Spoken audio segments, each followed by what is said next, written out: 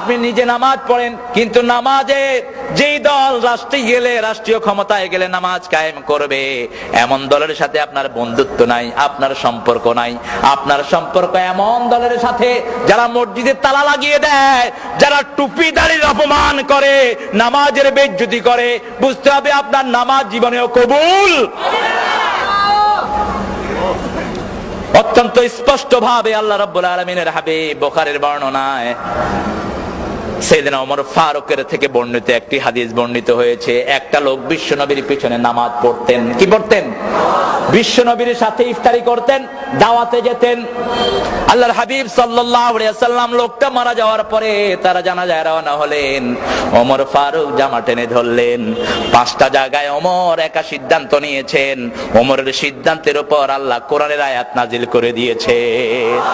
এজন্য বিশ্ব নবী বলতেন, আমার পরে যদি কেউ বিশ্ব নবী হতো, আমার ওমর হয়ে যেত বিশ্ব নবী। এত বড় কথা কোন সাহাবীর ব্যাপারে বিশ্ব নবী বলেন নাই।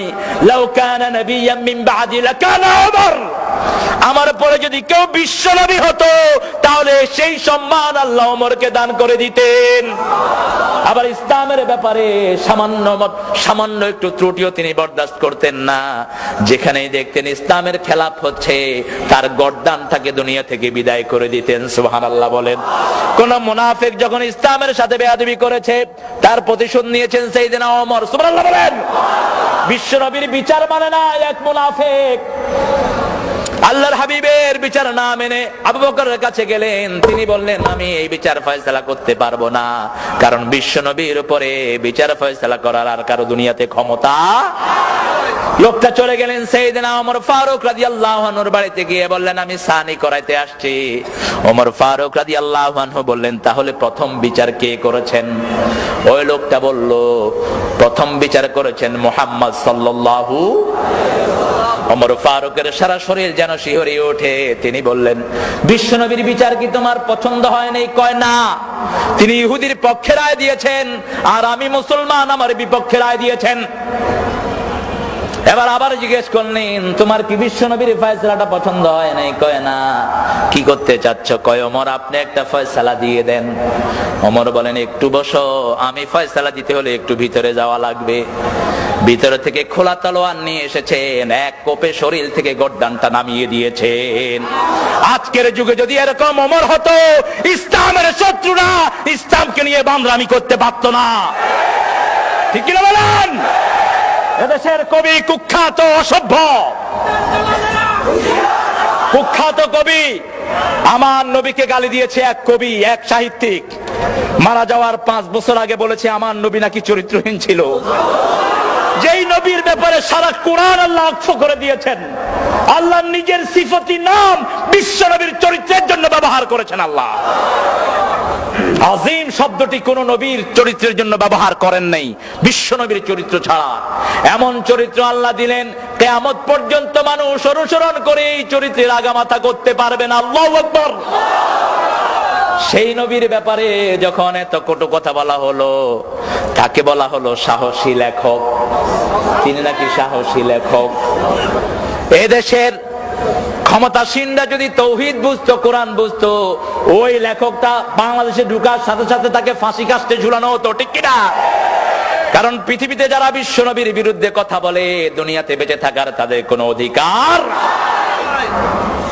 আল্লাহর হাবিব সাল্লাল্লাহু আলাইহি ওয়াসাল্লামের বিরুদ্ধে এত বড় কথা কোন ইহুদি, কোন খ্রিস্টান, কোন বেঈমান কখনোই বলতে পারে নাই।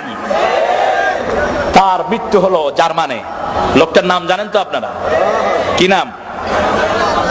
অজাত।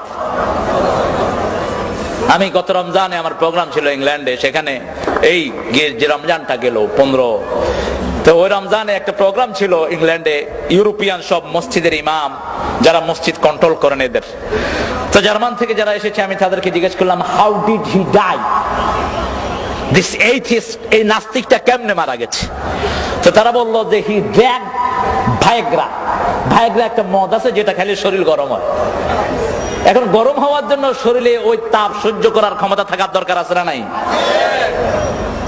জোয়ান বয়সে যেটা খাইবে সেটা খেয়ালেছে বুড়া বয়সে। এই গরমের উপরে গরম গেছে পরে এখন পাঁচ তো আর গরম হয় না। ভিতরে যেটা ছিল সব শেষ। গরম হওয়ার জন্য খায়া এমন গরম হয়েছে, গরমের ছোট ফুটুস মরে পড়েছিল হোটেলের ভিতরে। এরপরে ঢাকা বিশ্ববিদ্যালয়ের মসজিদের ইমাম সাহেবকে ফোন করা হলো যে লাশ আসতেছে, হুজুর আপনাকে জানাজা পড়াইতে হইবে। হুজুর যখন টের পেলেন যে লাশ আসতেছে, হুজুর গিয়ে উঠছেন বাড়ি। এরা ফোন করলো তার বন্ধুরা, সাহসী লেখক বলে যারা তারে পরিচয় দিয়েছেন, একটা লোক ইন্না লিল্লাহ পর্যন্ত পড়ে নেই বেয়াদবের জন্য। এরপরে যখন আসলো লাশ, হুজুর বাড়ি চলে গেছেন, বরিশালের সোজা সরল মানুষ। কয় হুজুর আপনি কই? কয় মুই বাড়ি আইছি বুঝছো। কয় আপনি বাড়ি গেছেন মানে? কয় মোর অসুখ হইছে বুঝছো। তো কি অসুখ হয়েছে হেই আমার আল্লাহ জানে, কার কি অসুখ হয় এটা তো আল্লাহই জানে। আলহামদুলিল্লাহ বলেন। আমাদের সমাজের ইমামরা হলো সবচেয়ে নির্যাতিত, সবচেয়ে সরল, ঠিক কিনা বলেন? আমাদের দেশের ইমামদের মর্যাদা যদি আমরা ইমামের মর্যাদায় দিতে পারতাম, বাংলাদেশে ইসলামের অবস্থা আরো অনেক ভালো হয়ে যেত। ব্যক্তিত্ব সম্পন্ন কিছু ইমাম এখনো আল্লাহর জমিনে আছে না নাই? জানাজার জন্য গোসল হয়েছে কিনা আল্লাহই ভালো জানে, কারণ গোসলটা দিবে কে? যা খাটলিয়া ধরছে সব কয়টা নাস্তিক আর বেনামাজি, ঠেলায় পড়ে জানাজার নামাজের আয়োজন। এরপরে মুয়াজ্জিন সাহেব ঘুমানো ছিল, মুয়াজ্জিন সাহেবের ডাইকা উঠাইছে, উঠ নামাজটা পড়। নামাজ পড়ানোর পরে ইমাম সাহেবরা ধরলো যে নামাজ পড়াইলি কেন? কয় কি পড়াইছি আমি জানি, এর আমার আল্লাহ জানে। বিশ্বনবী জানাজা পড়েন এক লোকের, কে পড়েছেন? বিশ্বনবী। ওমর জামা টেনে ধরলেন, আল্লাহর হাবিব বললেন আখতানি আল্লাহ। ওমর বললেন ইয়া রাসূলুল্লাহ, এই লোকটারা জানাজা পড়ায়েন না। ওহুদের জিহাদে পিছন থেকে লোক নিয়ে ভেগে গেছে, কত বিভিন্ন ভাবে আপনাকে কত কষ্ট দিয়েছে, মুসলমানদের জাতীয় দুশমন ছিল এই লোক। আল্লাহর হাবিব বললেন আমার আল্লাহ তো আমাকে এখনো নিষেধ করেন নাই। বিশ্বনবী তারা জানাজায় দাঁড়ালেন, এত লম্বা দোয়া পড়লেন, নিজের মুখে লালা দিলেন তার মুখে, নিজের জামা মুবারক তার কাফনের জন্য দিলেন। আল্লাহ বললেন নবী একবার না দুইবার না 70 বার যদি লাউ তাস্তাগফিরুনা 70 মাররা লান ইয়াগফিরাল্লাহু যুনুবা, যদি 70 বার তার জন্য আপনি মাপ চান, আল্লাহ তার জীবনের গুনাহ মাফ করবে না। কারণ নামাজ পড়তো আপনার পিছে, সব করতো আপনার সাথে, কিন্তু তার নেতা ছিল মুশরিক। নেতা ছিল কে?